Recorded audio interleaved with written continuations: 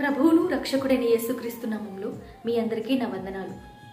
క్రీస్తును అంగీకరించిన ప్రతి ఒక్క వ్యక్తి, ప్రతి ఒక్క విశ్వాసి ధరించవలసిన ఒక ఆయుధం ఉందండి. ఆయుధం ఏంటో తెలుసా? ప్రార్థన.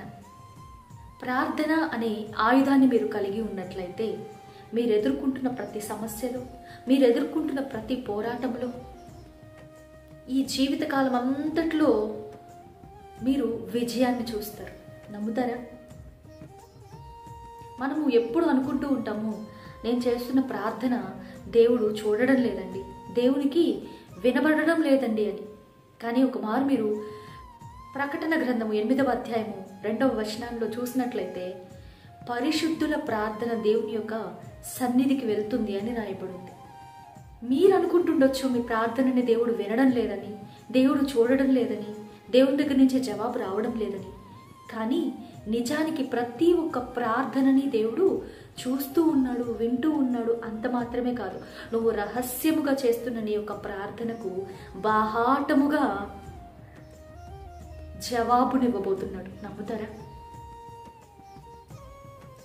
నీ ప్రతి ఒక్క కన్నీటిని ఆయన బుడ్డిలో దాస్తాడు అని వాక్యం సెలవిస్తుందండి. ఇది నిజం. అయితే ఒక విశ్వాసిగా నువ్వు ప్రార్థన అనే ఆయుధాన్ని నీ జీవితంలో కలిగి ఉన్నావా? ప్రార్థన యొక్క శక్తిని తెలుసుకొని ఉన్నావా? ప్రార్థన యొక్క శక్తిని తెలియని ఇంకా ఎంతో మంది విశ్వాసులు జీవిస్తూనే ఉన్నారండి. తమ జీవితాలలో కార్యాలని చూడలేకపోతున్నారు అని అంటే తమ ప్రార్థనా జీవితంలో వారు చాలా బలహీనంగా ఉన్నారు అని అర్థం. పౌలు గారు చెప్తారు, నా యొక్క ప్రార్థనను బట్టి దేవుని ఎదుట ప్రాకారములను నేను పడగొట్టగలను అంటారు.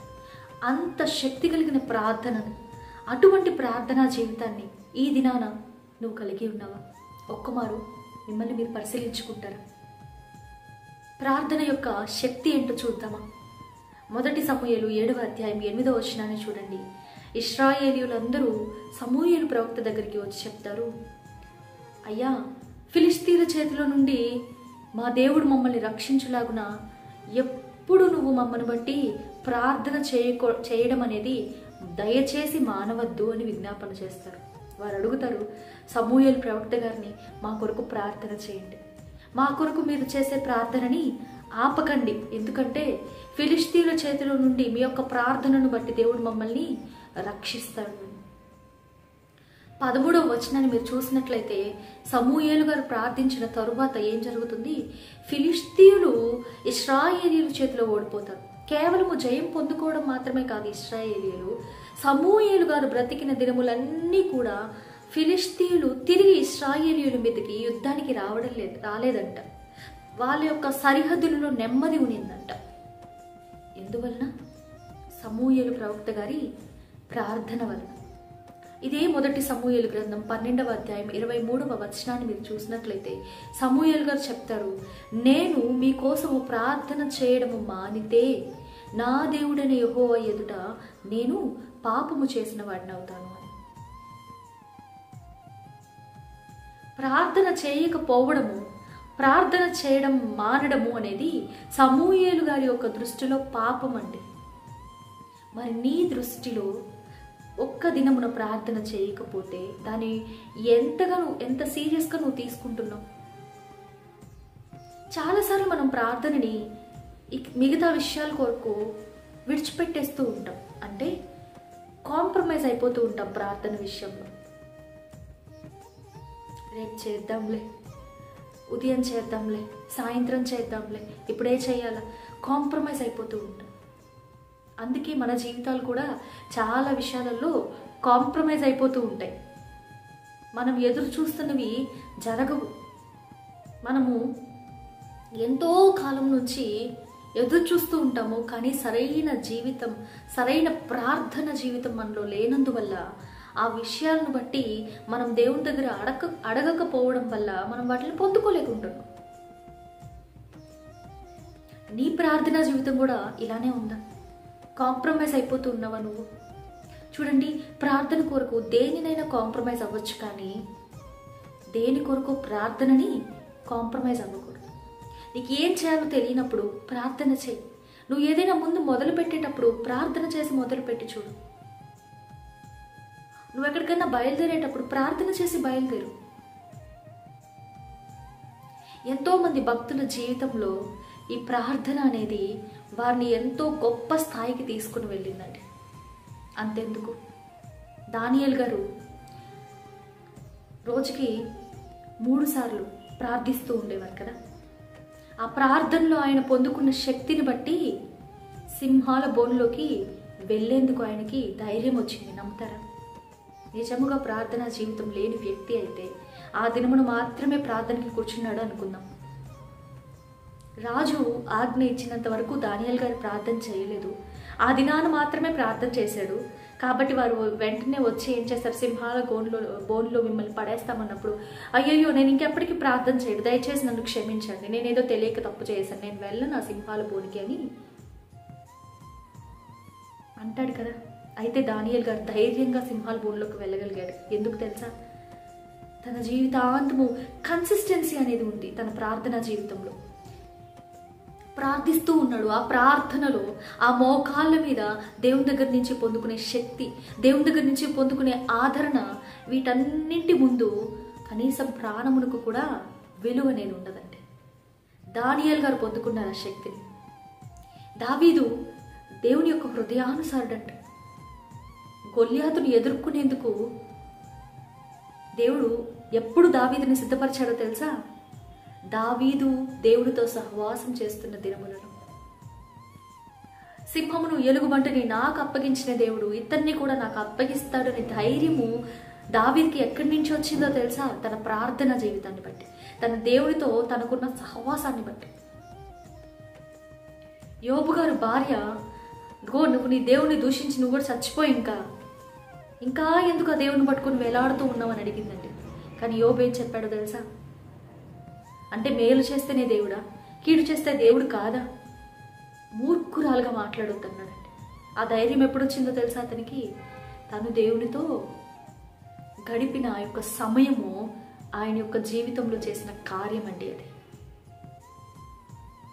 నిలబడలేకపోతున్నానయ్యా నేను నా విశ్వాసంలో, ఊరికే పడిపోతూ ఉన్నాను. ప్రతి చిన్న విషయానికి దేవుని మీద సందేహం వచ్చేస్తుంది. ప్రతి చిన్న సమస్యకి దేవుని నేను నిందించేస్తున్నాను, సనుగుతున్నాను, గొనుగుతున్నాను అనుకుంటూ ఉన్నారా? అయితే మీ ప్రార్థనా జీవితం అనేది చాలా వీక్గా ఉంది. గమనించండి, మీ ప్రార్థనా జీవితం ఎప్పుడైతే వీక్గా ఉంటుందో గర్జించు సింహం వలె తిరుగుతూ ఉంటాడండి ఒకడు పట్టుకునేందుకు. నువ్వు ప్రార్థనలో ఎప్పుడైతే బలహీనంగా ఉంటావో అప్పుడు నీ యొక్క శరీరం చాలా బలముగా ఉంటుంది. అంటే శరీర కార్యాలు చాలా బలముగా ఉంటాయి. గమనించండి, వరుసగా ఒక వారం రోజులు మీరు ప్రార్థన చేస్తూ ఉన్నారు, ఒక్క దినం ప్రార్థన చేయడం విడిచిపెట్టేశారు. ఆ ఒక్క దినము ఎన్నో రకాల ఆలోచనలు అపవాది తెప్పించేస్తారు మిమ్మల్ని వెనక్కి లాగేందుకు. ఒక్క దినము ఆపితే ఇంకా మరలా 2వ దినంలో ప్రార్థన చేయాలన్న ఆశ ఉండదు. కఠినపరచబడతారు. కాబట్టి దేన్ని కాంప్రమైజ్ అయినా ప్రార్థనా జీవితాన్ని కాంప్రమైజ్ అవ్వకండి. ఎందుకనంటే మీరు మోకాళ్ళతో దేవుని యొక్క సన్నిధిలో పోరాటం చేస్తున్నారే, ఆ పోరాటం నీ జీవితంలో ఉన్న ప్రతి ఒక్క పోరాటము నుండి నిన్ను గెలిపించగలదు, నిన్ను నిలవబెట్టగలదు, నిన్ను నడిపించగలదు. ప్రార్థన యొక్క శక్తిని గ్రహించండి, ప్రార్థించండి, దేవుడితో మీ యొక్క సహవాసాన్ని పెంచుకోండి. చూడండి, ఎప్పుడు మనం ప్రార్థనకి ఎక్కువ ప్రాధాన్యత ఇవ్వగలము అనంటే నా తండ్రితో నేను సమయాన్ని గడపాలి అన్న ఆశ ఉన్నప్పుడు అండి. మిగతావన్నీ కూడా మన కన్నుల ఎదుట వాటి యొక్క విలువని కోల్పోతాయి.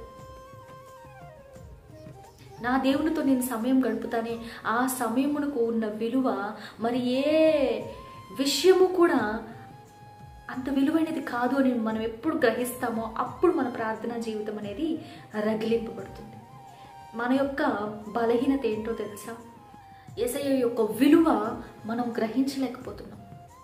ఒక్క మారు ఆలోచిస్తారు. యేసయ్య తండ్రితో ఉండే భాగ్యాన్ని కూడా నీ కోసం విడిచిపెట్టి, తన మహిమను నీ కోసం విడిచిపెట్టి, ప్రతి నిత్యము స్తుతించబడడం నీ కోసం విడిచిపెట్టి ఈ లోకానికి వచ్చాడు.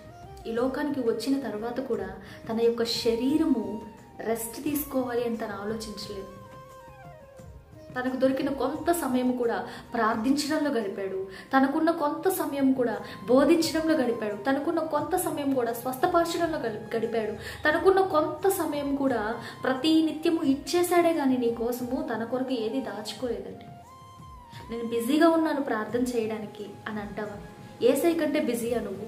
పగలంతా సేవ చేశారంటండి, రాత్రి అంతా ప్రార్థనలో గడిపారంట.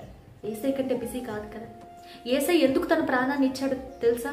ఎందుకంటే తన ప్రాణాన్ని తను విలువైనదిగా చూడలేదు, నీ ప్రాణాన్ని విలువైనదిగా చూశాడు కాబట్టి తన ప్రాణాలని సైతము లెక్క చేయకుండా కలువరి గిరిలో ఆ సిలువ యాగంలో తన ప్రాణాన్ని పెట్టాడండి నీ కోసం. బికాస్ ఆయన యొక్క కంటిలో నువ్వు చాలా విలువైన దానివి. You are worthy in his eyes. అందుకే తన భాగ్యాన్ని విడిచిపెట్టి శ్రమను ఎంచుకున్నాడు నీకోసం. మరి ఈ దినాన నువ్వు నీకున్న నీ పనిని బట్టో, లేకపోతే నీకున్న ఫోన్ని బట్టో, లేకపోతే నీకున్న ఈ యొక్క సోషల్ మీడియాని బట్టో, లేకపోతే మరి ఏ ఇతర విషయాలను బట్టో దేవుని పక్కన పెట్టేస్తున్నావా? Nothing is more worthy than spending time with Jesus కదా. గ్రహించండి, ప్రార్థించండి, దేవుళ్ళు ఎదగండి.